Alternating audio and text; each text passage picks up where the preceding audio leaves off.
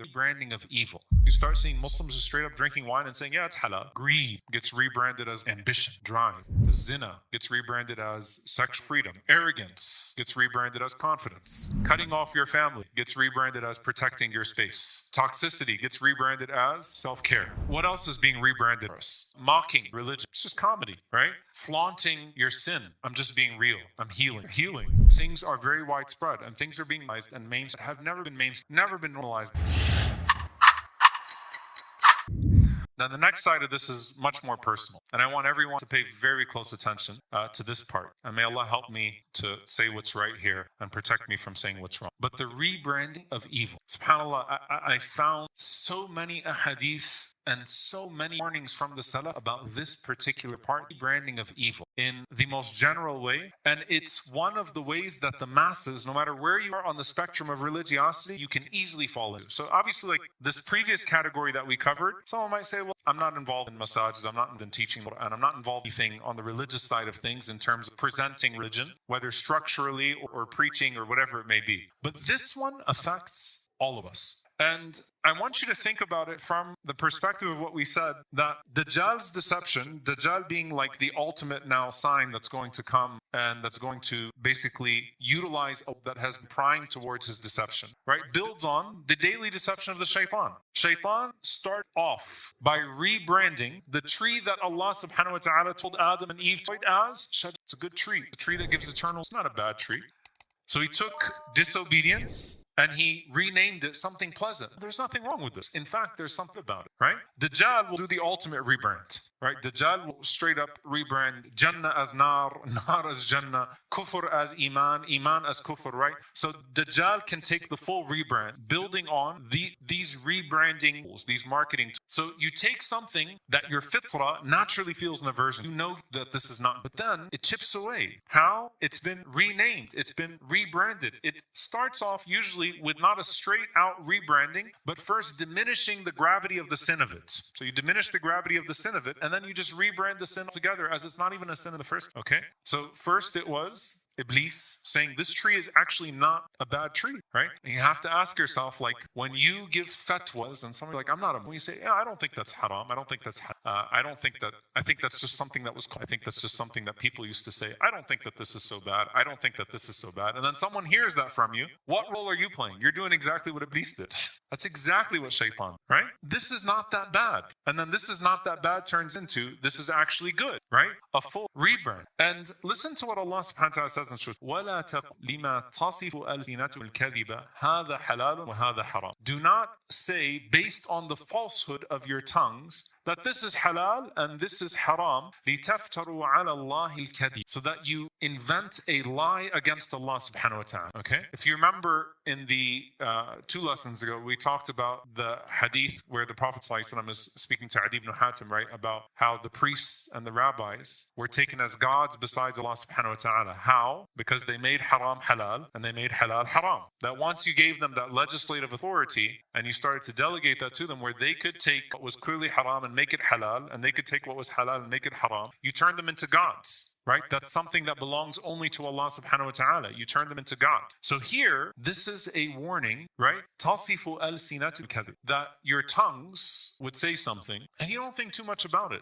right? You didn't really process it. The same way, by the way, some of the ulama of tafsir, as they point to the balagh of the Quran, the perfection of the Quran, they say, subhanAllah, the same way that Allah Azza wa Jalla described al-ifk, hadithatul ifk, the slander of Aisha radiallahu, that their tongues met the slander, right? The tongues, al-sinatu, their tongues met the slander. Like they didn't think too much about it. They didn't process it, but your tongues are moving. And so they said something against Aisha radiallahu anha so grievous without thinking of. Here, you could be saying something so grievous against Allah subhanahu wa ta'ala himself without thinking about it by saying, I don't think this is haram. I think that's just cultural. I heard this, I heard that, right? Where you put yourself in that position, right? So how does that rebrand actually look, and how much did the Prophet ﷺ talk about? The Prophet ﷺ said in an authentic narration, يَشْرَبُ نَاسٌ مِّنْ أُمَّتِي الْخَمْرَ يُسَمُّونَهُ بِغَيْرِ اسْمِهِ, that there will be people from my ummah that will drink khamr, will drink intoxicants, but they won't straight up drink intoxicants as intoxicants. They'll just rename it. So they'll say, well, this isn't actually khamr. Khamr is this specific type of alcohol from this specific type of source, right? Or this specific type of brand. This is halal beer, that's haram. This is halal intoxicant, that's haram intoxicant. No, khamr doesn't mean that because of a translation that I read online that khamr actually means this. And you start to misconstrue, and people start renaming intoxicants and things that have intoxicating effects. And you think about, especially the drug industry, right? And drugs that are being made not just legal, but acceptable, right? Socially acceptable, culturally acceptable, and logically acceptable. And how eventually, like, is it really far-fetched that you would see like Muslims straight up holding a bottle of, I'm not even going to start naming beer companies, because is it really that far-fetched that you start seeing Muslims just straight up drinking wine and saying, yeah, it's halal, it's halal. I read from some sheikh that this is not actually what it means.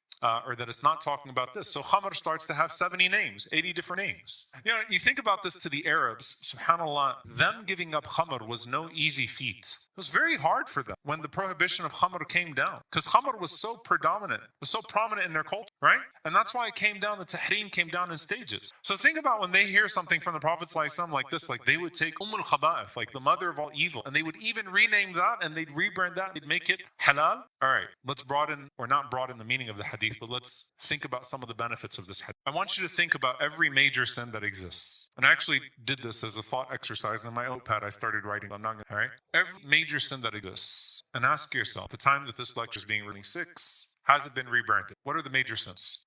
Go ahead and just call them out. Has murder been rebranded in multiple ways? Sometimes even as righteous, justified. What else? Zina. God. Zina. Has adultery been rebranded? Right? What's PG-13 today and what was PG-13? Right? The prominent TV shows. That's not pornography. Who's pornography? Right?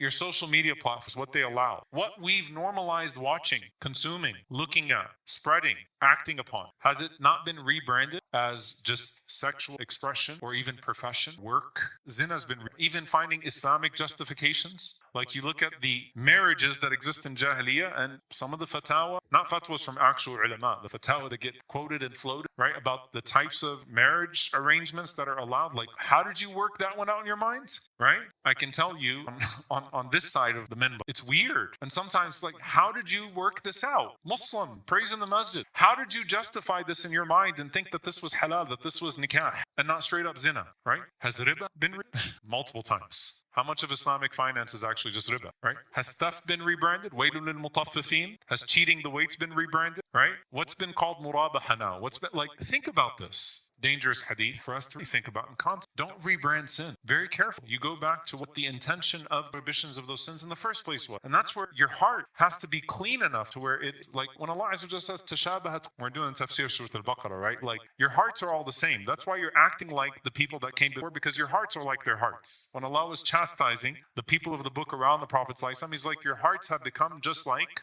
the hearts of the people around Musa ﷺ. Are we in the same place here where tashabahat, your heart is messed up, so your calibration becomes, yeah, this isn't haram. I can accept this. Someone else said it's halal. When someone gives you a business scam and plays with your dunyawi things, your worldly things, like let's just say someone shows up in your social media feed that's clearly like a con artist, looks nothing like anyone to be taken seriously, and is playing with your most precious assets. Do you go like, hey, that guy said it. I hope you, right? Some people, the reason why they exist.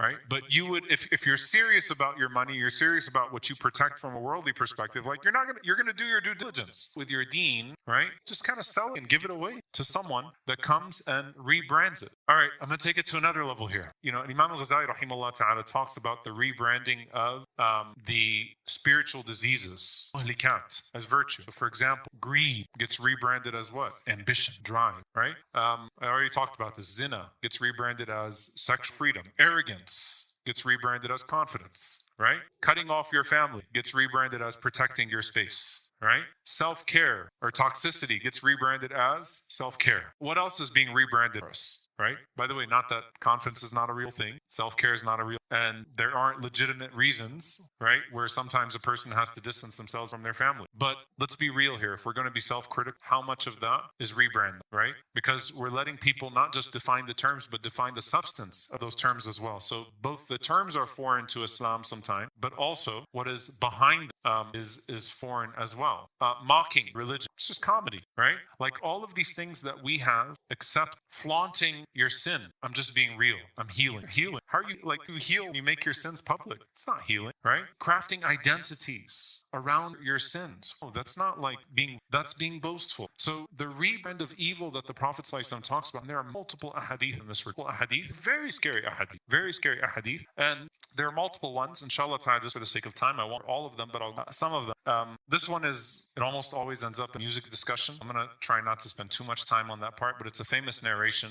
The hadith in al-Bukhari, the Prophet ﷺ said, لَا يَكُونَنَّ مِنْ أُمَّتِي أَقْوَامٌ يَسْتَحِلُّونَ الْحِرَّ الْحَرِيرَ وَالْخَمْرَ الْمَعَازِفِ, that there will come upon my followers people make zina, the wearing of silk, the drinking of alcohol, and the use of ma'azif, which are string and halal. And then in this narration, which is the narration of Abu Malik al-Ash'ari, it's an interesting one because it gives you a context that there will be some people who will stay near the side of a mountain, and in the evening their shepherd, يأتيهم يعني الفقير لحاجة, a shepherd will come, like a poor person will come to them in need, and they'll say, come back to us tomorrow. And Allah Azza wa Jal will destroy all of them at night, and the mount upon them, and they will be transformed into monkeys and pigs and remain that way until the day of judgment. So let's break this hadith down. Number one, the Prophet ﷺ is giving us a group of people that party, that have no care for the world, that are, completely apathetic, don't care for the rights of Allah Azza wa Jalla upon them, don't care for the rights of the people upon them, clearly live, a life of entertainment and live a life of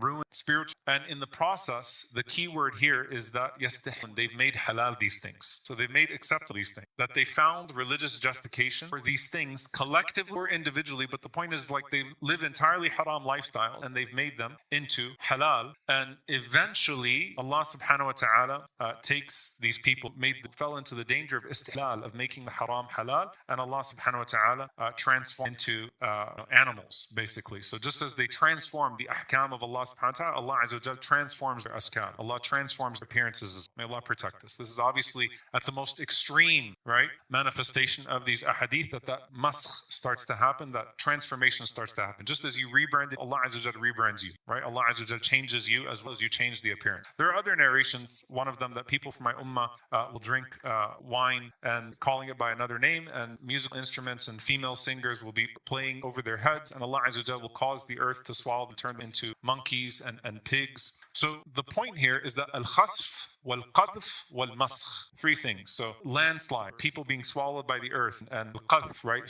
stones falling from the heaven, and maskh, people being transformed into animals. These are the punishments of the ummah that came before, right? These are the punishments of nations that came before. And if you look at when the punishments of nations came before, when did they come? When people became so arrogant with their goodness, so proud of this, that they no longer even pretended, right? They boasted right in the face of their prophets, they boasted in the face of their religious ones about these diseases, and they threw the scriptures behind their backs, and they followed their desires together, and they started to worship their desires. But what do we take from this, right? As far as not just the widespread evil, but also the making halal that which is halal. So first and foremost, the obvious here, right? The making wine halal, making silk halal. Now, obviously, the controversial one becomes instruments, right? We have 5 minutes till Isha.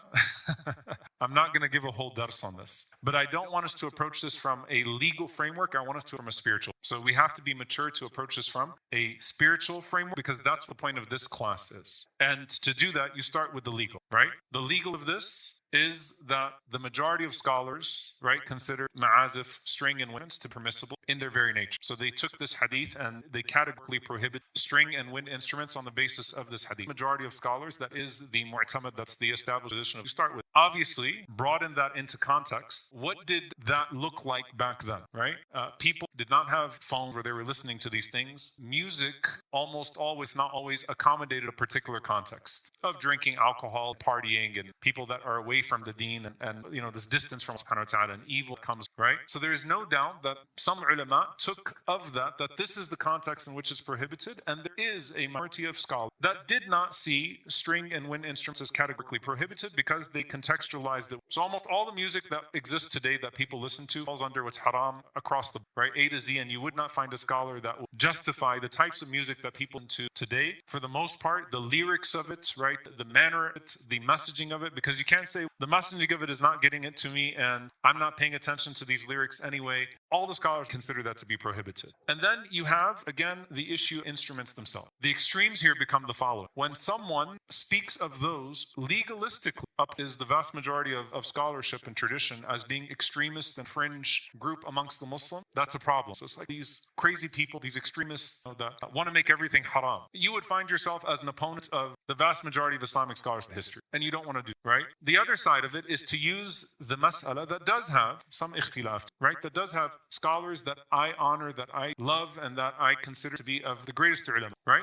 That took an opinion that it is not categorical, but it is contextual. And then to use that as the barometer, it's like culture is fought within the Muslim community, right? And to almost, to go to the point of making like takfir or tabdir of someone just because of they're adopting a minor. So where do we find ourselves? In the spiritual sense, not the legal sense, there is no doubt that the believer try to protect themselves from places, from things, distract and take them away from Allah subhanahu wa ta'ala, and it's certainly not fall into making something halal on the basis of how they feel about something. And so having your heart listening to that which is listening to things that bring you closer to Allah subhanahu wa ta'ala. This is where you should focus yourself here. But then in the discussion that we're talking about in terms of ashlat as-sa'a, be very careful, right? With starting to opine legals because you just don't want to be wrong something. Like there's a difference between saying this is a weakness of mine and I'm still struggling with this weakness and I'm going to go ahead and say it's halal because I want it to be halal and I found someone that says it's halal. And then I'm even going to expand what that person didn't even intend when they said it's halal to all sorts of stuff that would make that person, that scholar, pastor, present, cringe, right? And say, what are you and why are you using my name for this, right?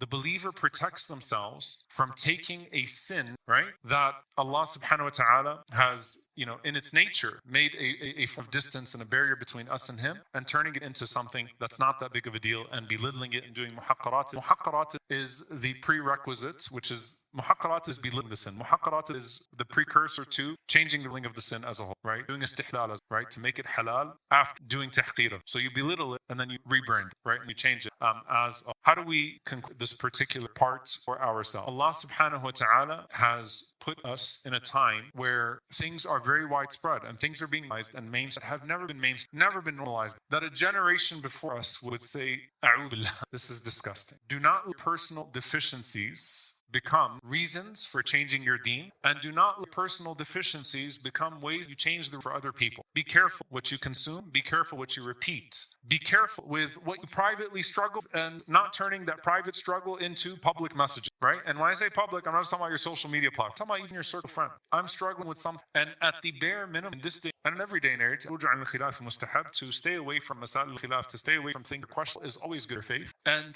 to struggle haram private is far better than to justify public, because if we forget what sin is, then we forget what repentance looks like as well. And when Allah Azza wa Jal starts to change people's appearance, we talked about the earth rebelling, we start rebelling against Allah subhanahu wa ta'ala's command. When we start to change the religion, that's when Allah Azza wa Jal will then change the appearance of people, and on the basis of what they have done. If you read, and when that was done to Bani Israel, it was when they reached that point to where they're changing the ahkam as a whole. There's one other level of this which has to be spoken about in the context of Gaza and in the context of oppression that we see, right? And that is وَإِذَا قِيلَ لَهُمْ لَا تُفْسِدُوا الْأَرْضِ قَالُوا إِنَّمَا نَحْنُ مُصْلِحُونَ أَلَا إِنَّهُمْ مُفْسِدُونَ وَلَكِنْ that when they are to do not spread evil, corruption on the earth, they say we're actually peacemakers. Rather, they are the ones that are corruptors, but they don't perceive. I know that in this world, subhanAllah, post-Gaza genocide, it can sometimes feel like we're crazy. Why are we defending here? Why are we still having defense when something is so clear where the evil of, what is being done to our people in Gaza and the evil of all of this facade that's being done with our tax, all of this in terms of oppression and corruption is being, like, why do we have to keep on speaking out against it? Wallahi, I was thinking about these ahadith, and sometimes to keep on repeating, this is evil, this is evil, this is evil, this is evil, is ibadah. It's an act of worship. This is evil, this is evil, this is evil. Naming the evil is an act of, because that will let them get away with redefining the terms, even if they politically have the power to keep on acting upon their evil and their false. But there is a ibadah to resisting them. And so when it comes to corruption, when it comes to oppression as well, that also falls under the rebrand of evil. May Allah Azza wa Jal protect our brothers and sisters that are on the opposite side of that great evil. Ameen. Barakallahu feekum. Assalamu alaikum.